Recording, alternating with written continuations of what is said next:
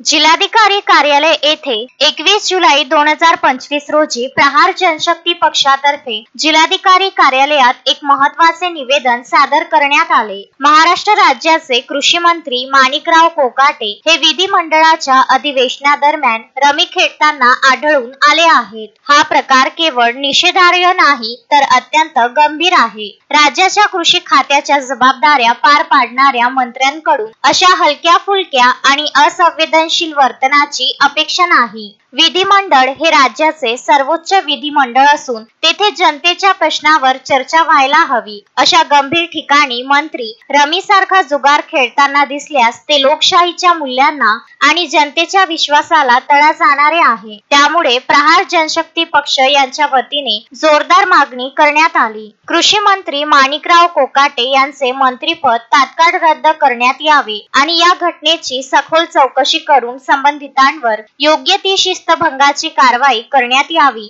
हाच प्रहार जनशक्ती पक्षाच्या वतीने आवाज असून जर या मागणीकडे शासनाने दुर्लक्ष केले तर पुढील काळात जन आंदोलन करण्याचा इशारा देण्यात आला आहे। हे जर विधानसभेत विधान भवनात जर जंगली रमी खेळत असतील तर अशा कृषी मंत्र्याचा निषेध करण्यासाठी आज आम्ही आलेलो आहोत आणि त्यांना या खुर्चीवर बसण्याचा अधिकारही नाही, कारण इथे लोकांना न्याय देऊ शकत नाही। फक्त ते जुवारी आहेत आणि जुवा खेळत आपल्या घरी बसावं, त्यांनी मंत्रालयात बसून त्यांनी जुवा खेळण्याचा त्यांना अधिकार नाही।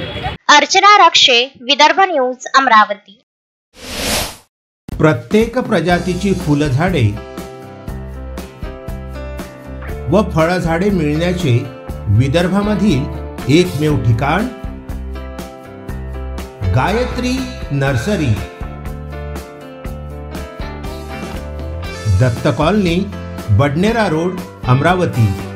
अधिक माहितीकरिता संपर्क साधा 9075575317 9325303223।